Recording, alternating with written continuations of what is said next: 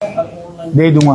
नहीं आ रहा। एक नया काम करने लग रहे हैं हरियाणा में, हर गांव में ट्रैक्टर ट्राली दे रहे जय हिंद दोस्तों, नमस्कार। फिलहाल हम पीडब्ल्यूडी रेस्ट हाउस में, खास बात है कि राम राम। जो हिसार सांसद जयप्रकाश हमारे साथ है, उनसे छोटी सी बातचीत करेंगे जो कल बजट पे हुआ है उस पे भी, और अन्य कुछ बातें पे। और फिलहाल जो है इनका कोई सुसाइड कर लिया होगा किसी ने, कोई कॉम्प्रोमाइज का मामला है। सीधी तस्वीरें जो ये है पीडब्ल्यूडी रेस्ट हाउस हिसार की। तो अभी बातचीत करेंगे, जानेंगे।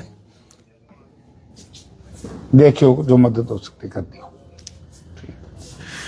सांसद महोदय नमस्कार, आपका स्वागत है बहुत बहुत। हाँ एक सेकंड रुक जो बीबे, ये लाइव प्रोग्राम चल रहा है हमारा, अभी रुक जाए फिर जो।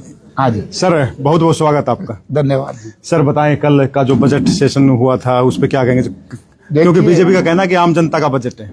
देखिए कि बीजेपी इवेंट्स मैनेजमेंट करती है। पानी का मामला हो, दिल्ली में देखा क्या हो रहा है, बीजेपी और आम आदमी पार्टी दोनों एक दूसरे के ऊपर भद्दी से भद्दी भाषा का इस्तेमाल कर रहे हैं जो डेमोक्रेसी में नहीं होना चाहिए जी। और रचनात्मक कार्य कोई से का नहीं है। तो वही बात इस बजट के अंदर है। इन्होंने कहा कि हमने 12 लाख तक की छूट दे दी टैक्स में, और हम उसमें ये भी कहा, हमारी जो देश की वित्त मंत्री हैं माननीय सीतारमण जी, उन्होंने कहा कि हम 8वां वेतन आयोग लागू करेंगे जी। कब लागू करेंगे? अभी तक तो कोई मेंबर भी नहीं बनाया उसका। कह रहे ना प्रोसेसिंग में कर दिया है। कर नहीं दिया। रोक किसने रखे? ये तो 1 घंटे का काम है जी। अभी तक उसकी कोई कमेटी नहीं बनी है। नंबर 2, अब जब 8वां वेतन आयोग बहुत देरी से लेकर के आए दिल्ली के चुनाव को लेकर के, क्योंकि दिल्ली में ज्यादा, विशेष तौर से नई दिल्ली में एम्प्लॉय ज्यादा वोटर हैं, उनको भ्रमित करने के लिए। 3rd, अब जो इसमें स्लैब बनाई है जी, ये तो अगले साल के बाद फिर वापस वही आ जाएगा। अब इसके अंदर एक बड़ी खतरनाक चीज है जो कर्मचारियों की बात इन्होंने करी है। जो ये नया पेंशन का जो सिस्टम चलाया है, अभी कर्मचारी संगठन मुझे मिलके गए हैं जी। इसमें अगर आपका 1.5 करोड़ रुपया, 1 करोड़ रुपया भी जमा रह गया ना, अब वापस तो ले नहीं सकते। आपको पेंशन मिलेगी, स्लैब है, इतने रुपये जमा है तो आपको 10,000 रुपये, इतने तो 50,000 रुपये। हम ये कह रहे हैं अगर सरकार की नीयत साफ है तो ओल्ड पेंशन क्यों नहीं बहाल करते? ये तो मुद्दा बहुत दिन से चल रहा है। अब नहीं करना ना जी, नहीं करना ना, तो यही है इनकी बार बजट है। दूसरा, खेती पे बजट घटा दिया। आपने वित्त मंत्री महोदया का स्पीच सुनी होगी, उन्होंने क्या सस्ता खाद के तो रेट बढ़ाए हैं, रेट बढ़ा दिया और वजन घटा दिया। एमएसपी की चर्चा की। एक मैं कहता हूं मेरी खुली छूट है, खुली चुनौती है सारी बीजेपी को, कि हरियाणा में जो माननीय मुख्यमंत्री महोदया ने ये कहा था कि हम 3100 रुपए प्रति क्विंटल के हिसाब से धान खरीदेंगे, एमएसपी है 2320 रुपए। अगर इन्होंने 2% से फालतू एमएसपी पे धान खरीदा हो, जनता जो सजा मुझे दे। तो कुल मिला के क्या कहना चाहेंगे बजट जो है इस पे? मैं ये कहना चाहूंगा कि बजट जो है इसमें जिस तरह खील नहीं खा लिया मक्की की जी, वो मुंह भर जाए पेट खाली। अच्छा, तो कह सकते हैं मतलब कि जो दावे किए जा रहे हैं, हरियाणा को तो कुछ मिला ही नहीं। मैं ये पूछना चाहता हूं कि हरियाणा प्रदेश की भारतीय जनता पार्टी नीत सरकार में बैठे लोगों को, क्या हरियाणा को इसमें क्या मिला? बल्कि हमारे साथ तो बड़ा एक और नई चीज आई, एक उड़ान योजना है केंद्र सरकार की। उड़ान योजना में हरियाणा का तो कोई नाम ही नहीं, जो यहां पर 7 बार शिलान्यास हो चुका है जी। 2012 में इंटरनेशनल एयरपोर्ट मंजूर हुआ था, जो भूपेंद्र सिंह हुड्डा चीफ मिनिस्टर थे, याद होगा आप सब जी। और उसको 2015 में जेवर ले गए। उसके बाद फिर एक ड्रामा रचा, 19 आ गया कि वे लोग तो सवाल पूछेंगे, फिर एक ड्रामा कर दिया इन्होंने। आज तक हिसार, लेकिन बोल रहे एनओसी मिल गई है, बोला एनओसी की जरूरत ही नहीं होती, झूठ बोल रहे हैं। यही तो ये कह रहा हूं, ये तो झूठों का टोल इकट्ठा हो गया। एनओसी की जरूरत नहीं है। मैंने आज से 10 दिन पहले सिविल एविएशन सेक्रेटरी की हमारी मीटिंग थी, उनमें ये सिविल एविएशन मिनिस्टर वो आता सेक्रेटरी, उसने तो ये कहा कि इंटरनेशनल एयरपोर्ट का तो सवाल नहीं पैदा होता, ये स्टेट गवर्नमेंट का बनेगा। अब स्टेट गवर्नमेंट ने तो अभी तक लाइसेंस अप्लाई नहीं किया। अखबार में लिखा है कि कल उन्होंने लाइसेंस अप्लाई किया है।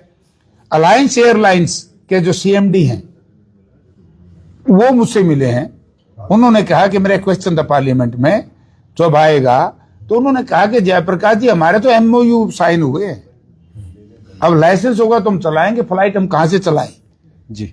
और कल जो बजट आया पेश किया है उसमें इजहार का कहीं नाम नहीं, तो एनओसी किस बात के लिए उन्होंने? यानी कि जब भी एक चुनाव आता है, 2019 का चुनाव हिसार की जनता से वोट लिए एयरपोर्ट के नाम के, फिर 2024 पार्लियामेंट में एयरपोर्ट के नाम के, 2024 असेंबली एयरपोर्ट के नाम से, कारपोरेशन के चुनाव होंगे एयरपोर्ट के नाम से। हम कहते हैं कि हरियाणा का बेशकीमती जमीन हवाई अड्डे के नाम से ले ली। पूरे देश में सबसे ज्यादा जमीन किसी हवाई अड्डे पर है तो हिसार हवाई अड्डे पर है। यहाँ बनना चाहिए इंटरनेशनल लेकिन एयरपोर्ट। बीजेपी तो वही बोल रही है कि बनेगा बड़ा, सबसे विश्व का सबसे बड़ा बनने वाला। कब बनेगा फिर? हाँ, तो दावे तो किए जा रहे हैं और अभी खबरें चल रही है कि एयरफोर्स वहां पर अपना कोई प्रैक्टिस करने वाली है। एयरफोर्स तो कर लेगी, बात है सिविल एविएशन जी।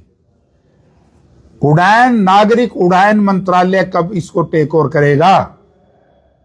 ये झूठ बोल रहे हैं जी। जब बजट में नाम ही नहीं आया हिसार का।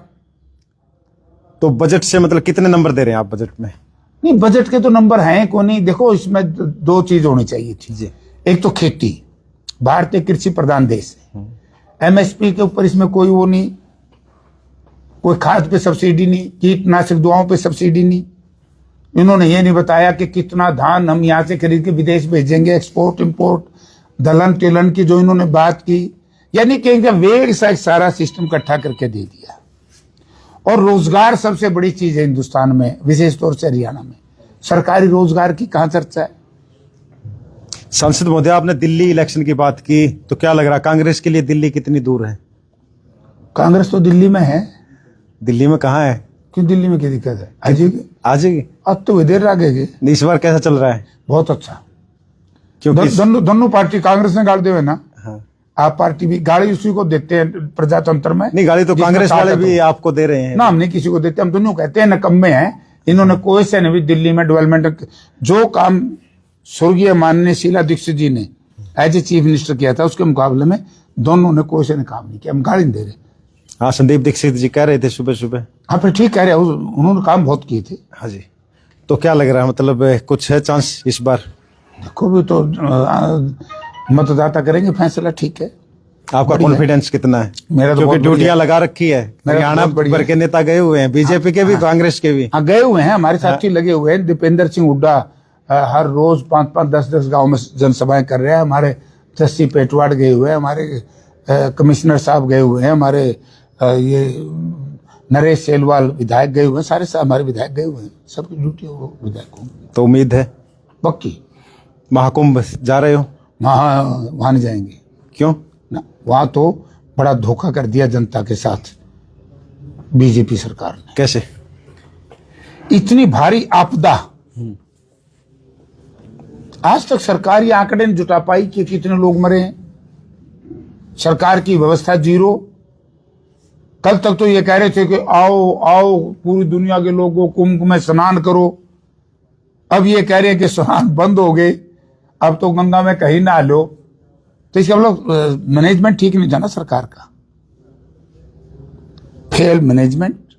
और हम इस पे चर्चा करना चाहते थे।